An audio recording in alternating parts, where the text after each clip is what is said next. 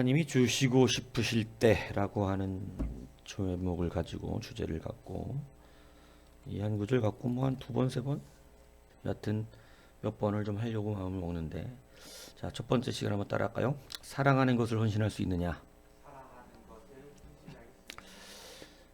본문에 하나님께서 아브라함에게 이제 결정적으로 아브라함에게 허락하시고 말씀하셨던 복을 실제로 실천하시는 그러한 때가 온 겁니다.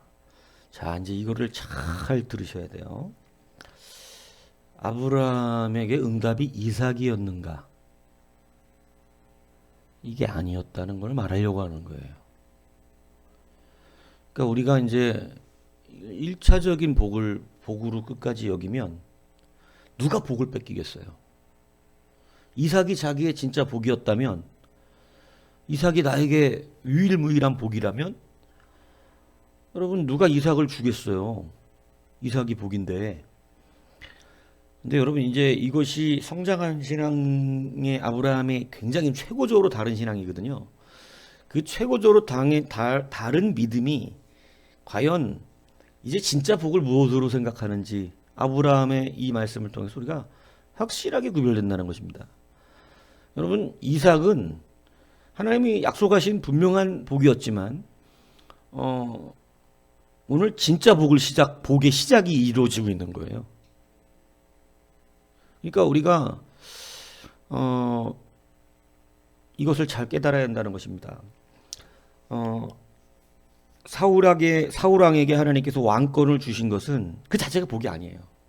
사실은 왕권을 주셨을 때 이제는 진짜 복을 이루어내시는 과정에 있었던 시작이었을 뿐입니다.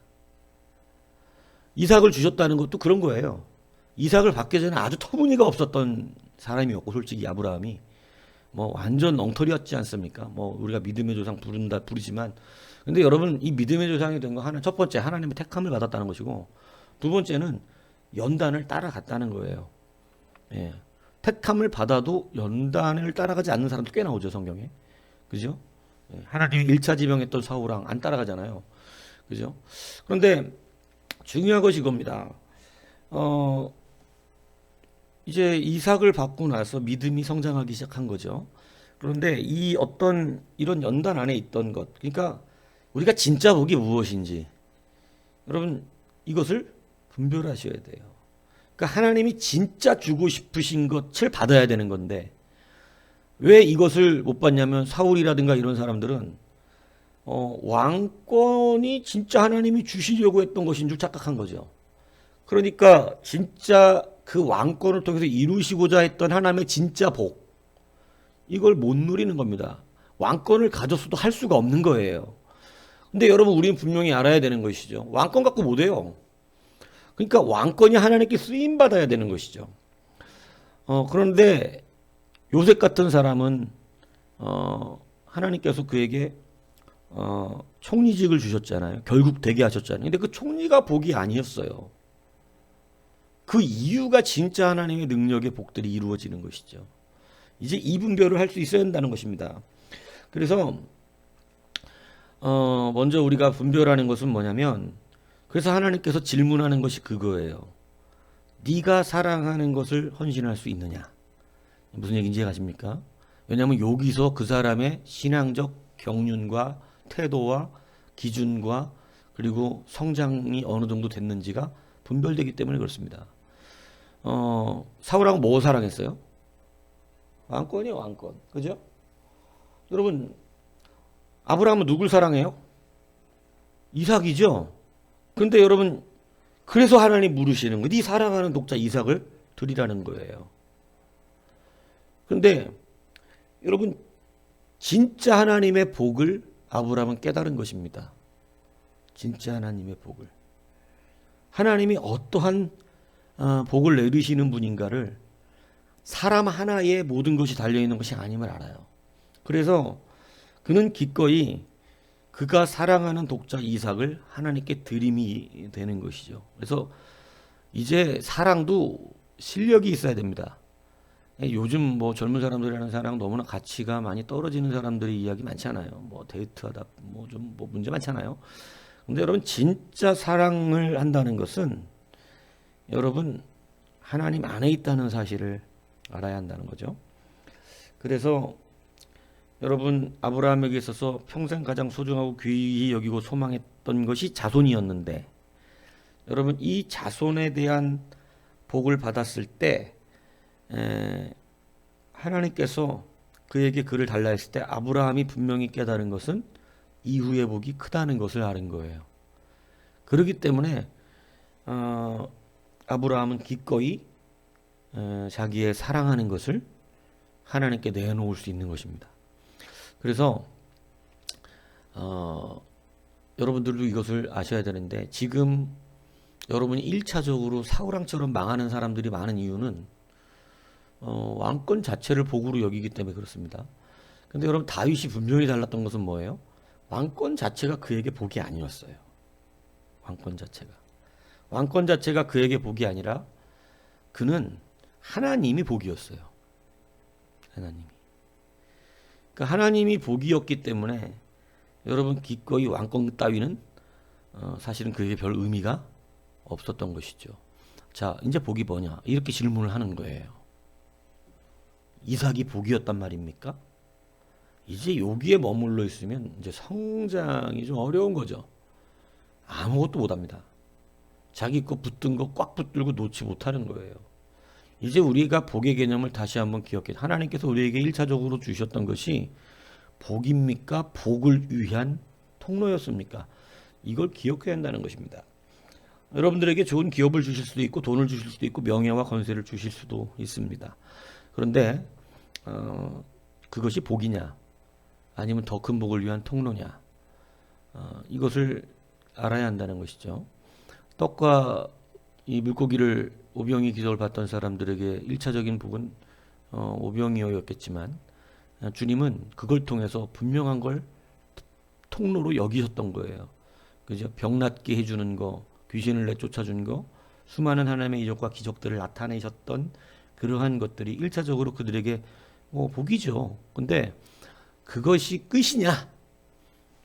이걸 묻는 것이죠. 왜냐하면 그게 끝이면 통로가 될 수가 없습니다. 그래서 하나님께서는 그 뒤에 것을 물으시는 거예요. 근데 오병이어에 머무는 사람들이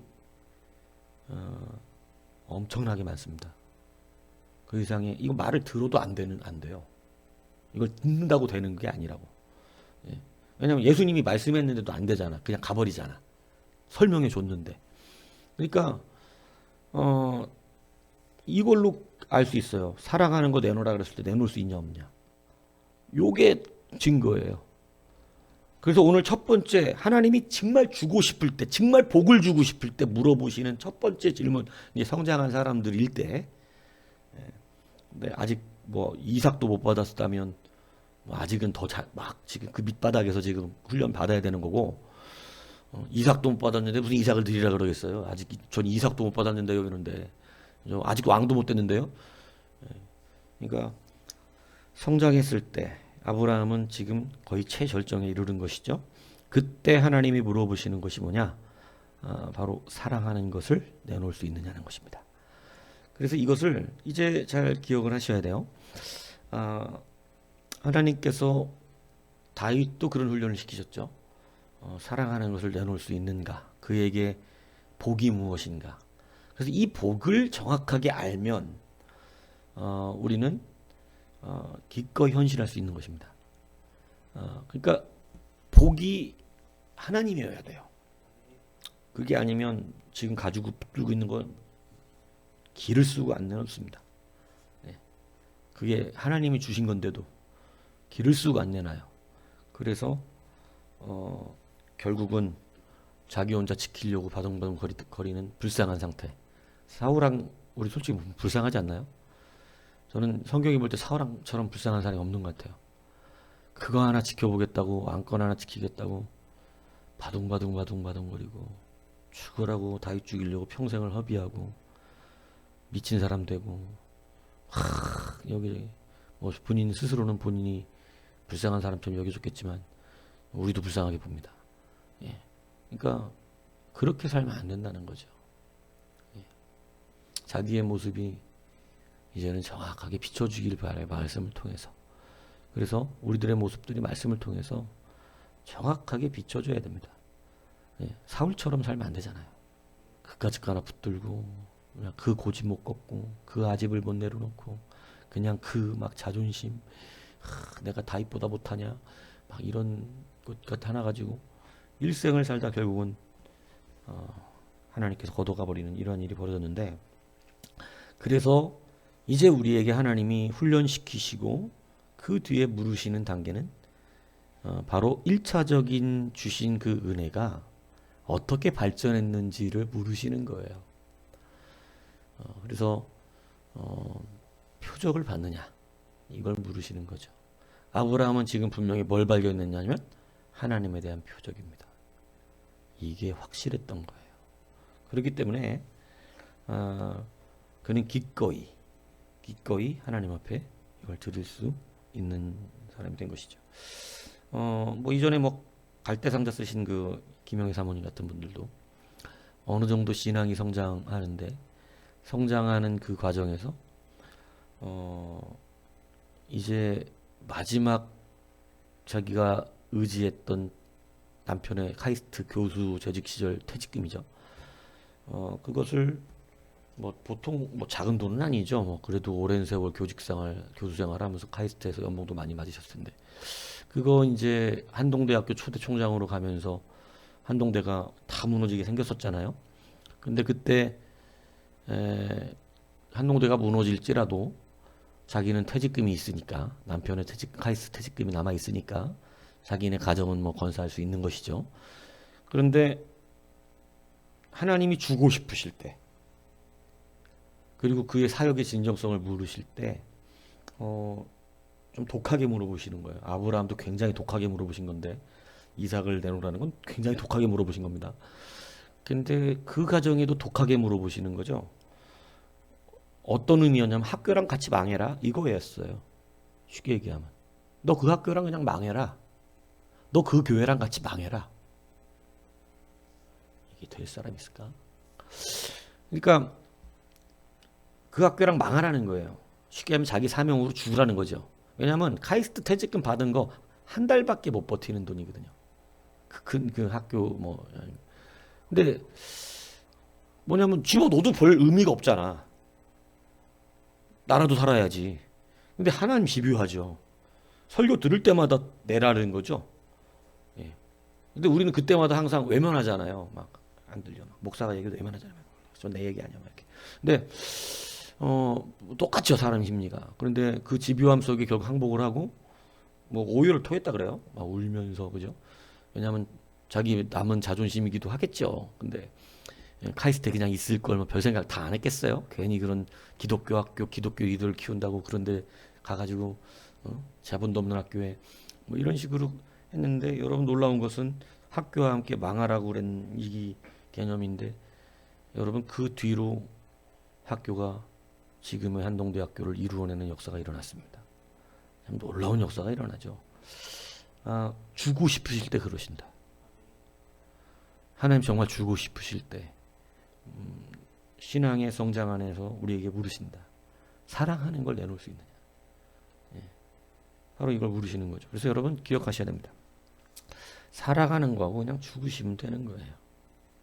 예. 사랑하는 것을 꼭 소유하려고 그러지 마시고 그냥 그거하고 죽으세요. 예. 사랑하는 것과 죽으면 되지 같이. 예. 근데 사랑하는 것을 소유하려고 하니까, 근데 소유는 사랑이 아닙니다. 이걸 분명히 알아들어요. 그러니까 우리의 사랑을 너무 과대평가하시면 안 돼요. 우리의 사랑은 별로 하나님이 보실 때 인간이 가지고 있는 하나님을 흉내내는 어떤 한 부분의 관계가 있긴 해. 부모 자식이라든가 뭐 흉내를 좀 내죠. 그런데 하나님의 사랑하고 비할 수 있는 것이 아니에요. 분명합니다. 우리는 세월이 지나고 상황이 바뀌면 변해요. 우리 변한다니까. 자신하지 마세요. 자신할 수 있는 게 없다니까. 내 자식 죽어도 사랑할 것 같죠? 아이, 천만에 만만해. 불가능합니다. 상황이 지켜져야 가능한 거지. 상황이 안 지켜지면 여러분 세상 가정 무너지는 가정이 왜 무너지는데요? 자식 사랑하면 무너뜨리겠어? 그 껍데기만 사랑하는 거지. 진짜 사랑하면 무너지지 않아요. 가짜로 사랑하니까 가정도 다 무너지는 거예요. 그러니까 그거는 장담할 수 없어요. 여튼 우리는 그래요. 근데 하나님의 사랑은 변함이 없습니다. 이것이 바로 뭐냐면 우리가 사랑하는 것을 헌신할 수 있는 믿음이 되는 거예요. 이것을 아셔야 돼요. 아브라함이 이삭을 되게 사랑하지만 그것도 상황이 받쳐주니까. 네. 근데 이것을 우리가 하나님의 사랑을 신뢰할 수 있을 때 우리가 사랑하는 것을 기꺼이 드릴 수 있습니다. 그래서 이것이 수준이 필요합니다. 예. 그래서 여러분 다시 한번 기억하십시오. 하나님이 정말 주고 싶으실 때 우리에게 물으시는 것이 뭐냐면 네가 사랑하는 것을 줄 수 있느냐, 이걸 물으시는 거예요. 왜냐하면 여기에는 너무 우리에 대한 여러 가지 믿음의 증거들이 담겨 있는 이야기이기 때문에 그렇습니다. 그래서 이것을 여러분 이제 심령에 하나님이 주고 싶으실 때 묻는다는 사실을 좀 기억하시기를 바라요. 뭐 어떤 목사님 그 얘기도 들었던 것 같아요. 학사학위, 요즘 목사님들은 정규신학교를 나오면 다 석사학위 이상입니다. 대학교만 4년대만 나온 게 아니라 보통 다 3년 이상씩의 대학원까지 졸업을 해서 석사학위를 다 가져요. 요즘 나오는 목사님들은 아무리 정규신학교를 나온다면 다 석사까지 나와야 돼요. 그래야 안수를 받으니까. 목사 안수를 안 그러면 안 주거든요. 그러니까 다 석사학위가 있고 이제 공부 조금 욕심내는 분들은 석사학위가 뭐 2개, 3개 이제 거기다 더한 박사까지 받고 이렇게 하는 건데, 근데 이 목사님은 학사학위를 갖고 이제 군대 군목은 좀 특별한 예외 규정이 있어요. 4년대 신학교를 졸업하면 군목으로 갈 수가 있어요. 이 군목으로 4년대를 나와서 갔다 와서 이제 3년 더 석사를 준비해야 되는데 요즘 사실 다 석사니까 목사님들 요즘 다 석사예요. 4년대만 나온 분들이 있는 게 아니라고 4년대는 이미 다 나오고 다 석사까지 공부를 했어. 왜냐하면 그렇게 해야 뭐 성도들 가르치는데 더 저기 하다 뭐 이런 신학교 안에 이런 풍토. 그러니까 그런데 이분이 이제 이분도 당연히 석사 공부를 했죠. 그래서 이제 한 학기 1년 3년 공부하는데 이제 한 학기 마지막 학기를 남겨놨는데 하나님께서 그러더래요. 공부 그만해라. 아니 한 학기만 더 하면 석사 학위를 받아가지고 이제 자기도 다른 목사님들 같이 학위를 받는데 공부를 하지 말라는 거예요. 막 열이 나더래요. 그것 때문에 너무 고통스러워서. 아니 한 학기인데 하나님 학사학위가 그까짓 게 뭐길래 못하게 하십니까? 하나님 뭐라 그러셨게요? 그래 그까짓 학사학위가 뭔데 그렇게 못 내려오느냐? 그렇죠. 하나님한테 우리는 그거 별것도 아닌 것 같고 왜 그러세요? 그런데 그래 별것도 아닌 것 같은데 왜 너는 왜 그러는데? 응? 근데 이분이 평상시 기도를 했대. 많은 사람들을 가르치고 싶고 뭐 순수했겠죠. 어릴 때니까. 근데 막 많은 사람들 앞에서 설교하고 싶습니다. 이렇게 순수하게 얘기했는데 이거 생각하기는 석사도 없이 학사학위만 가지고 목회를 하려면 목사님은 대학원은 어디 나오셨어요? 왜냐하면 이제 자기 교파를 물어볼 때 대학원을 물어봐야 되거든요. 어디 대학원 나오셨어요? 이렇게 물어보면 전 대학원 안 나왔습니다. 이래야 되잖아요. 저는 그냥 4년대만 나왔습니다. 이렇게. 너무 창피한 거지 자기. 왜냐면 다른 교회 목사님들은 다 석사학위 다 갖고 있는데 목사님 석사학위도 없으세요? 뭐 이렇게 할까봐. 그러니까 현대 목회를 하는데 왜냐면 이 너무 적이잖아요. 자기 나름대로 너무 막 그러니까 너무 힘들었던 거예요 그게.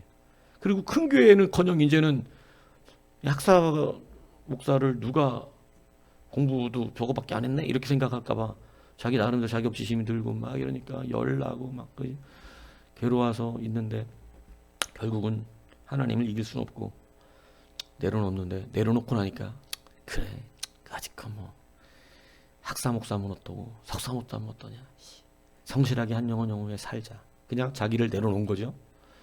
내려놓고 시골에서 목회를 조그만 교회 이쪽 교단에서 이제 파송된 데 나가서 거기에서 목회를 시작을 합니다. 그래 열심히 그냥 다 내려놓고 열심히 하는데 여러분 이 시흥이에요. 이 시흥에 있는 큰 제법 큰 교회 1000단위 교회에 청빙이 온 거예요.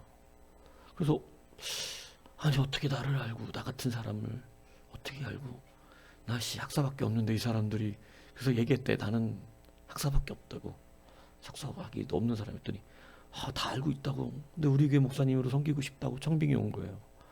그러니까 거기 어쨌든 수련목 마치는 시간이었는데 자기도 의아해하면서 갔는데 여러분 2주에 또 그렇게 또 이미 내려놨으니까.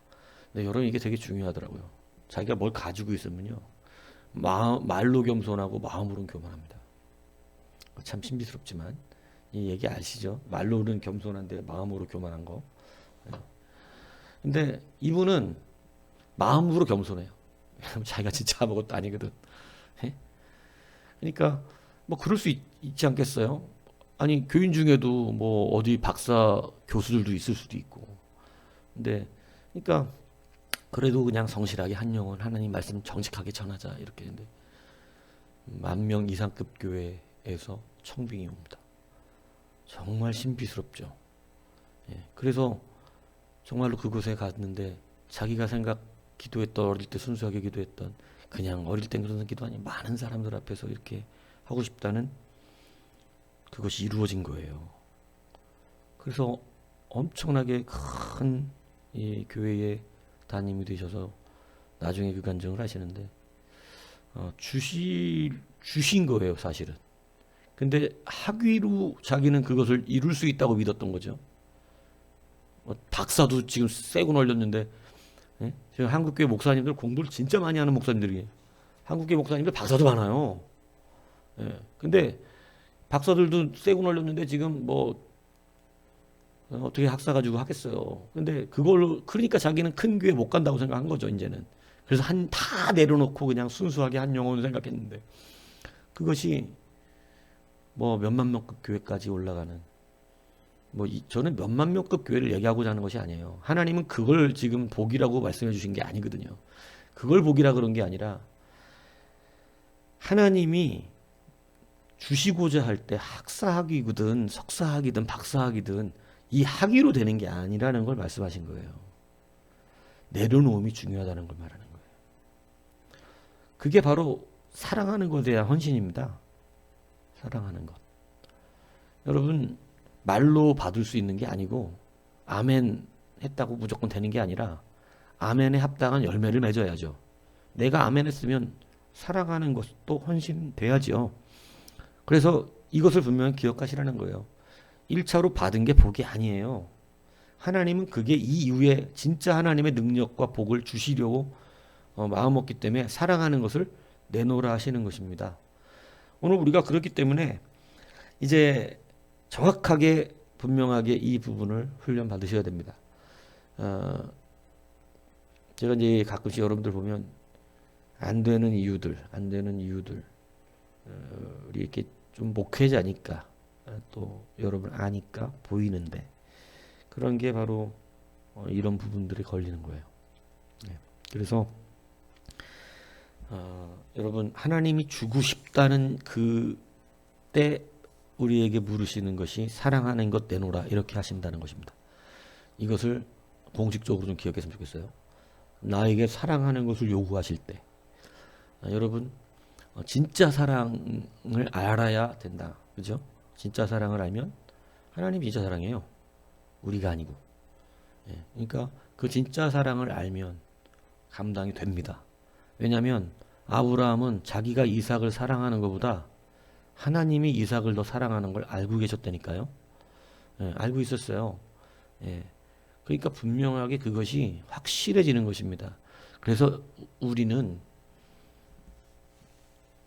저 밑바닥 겸손의 자리까지 내려갈 때까지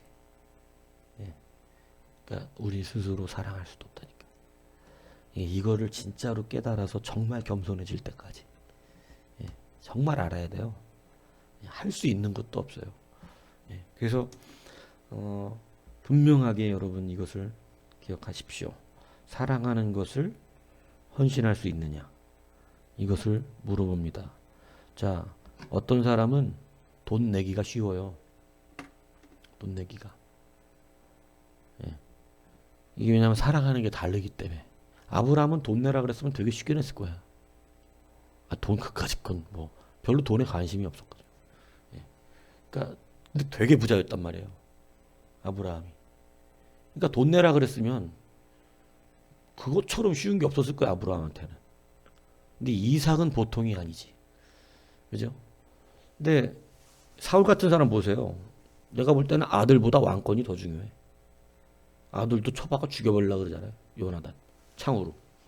그러니까 이 사람은 아들 바치려면 쉽게 바쳤을 거야. 왜냐면 그 시대 사람들은요, 자기 아들을 자기 왕권 지키기 위해서 불로 태워버리는 사람들이 한둘 아니었어요. 미친 왕들이 한둘 아니었어요. 네? 그러니까 여하튼 사람마다 중요한 건 조금씩 다를 수 있겠지만 하나님이 우리에게 사랑하는 것을 요구하실 때 그 사랑하는 게 자존심일 수도 있습니다. 이거 기억하셔야 돼요. 고집일 수도 있고 끝까지 여러분 자기 고집 하나님 내려놓을 때까지 여러분 잘 기억하셔야 된다니까요. 너무 극적으로 자기를 사랑하는 거죠. 자기 자존심 고집 있는 거. 그죠? 그러니까 무엇일지 여러분들을 하나님이 그걸 물어보실 거예요 아마. 예, 내로는 아주 힘들 겁니다. 왜냐하면 차라리 돈이 편하죠.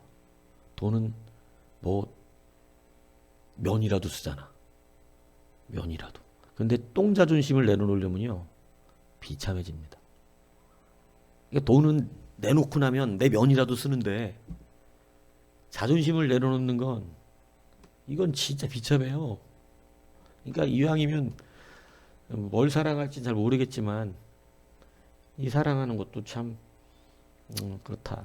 요런 근데 분명히 기억하시기 바랍니다. 주고 싶으실 때 하나님은 사랑하는 걸 내놓으라 하십니다.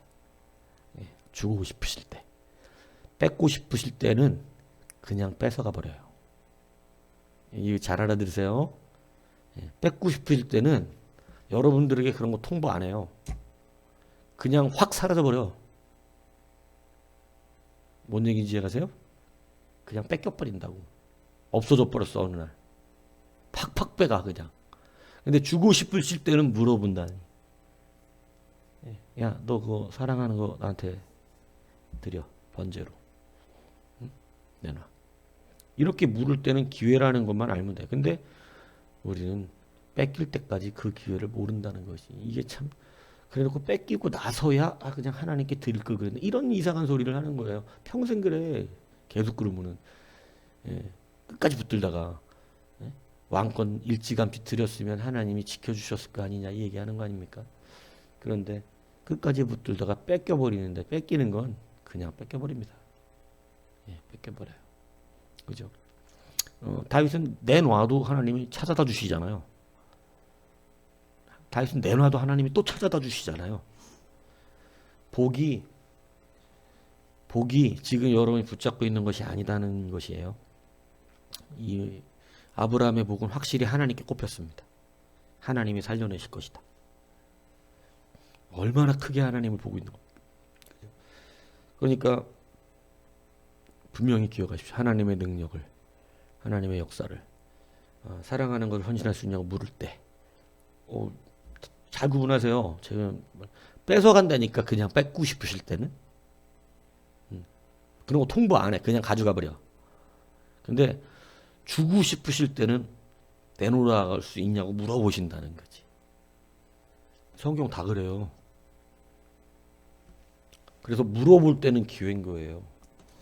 자, 하나님이 주고 싶을 분별한 여러분 되기를 주님으로 축복합니다.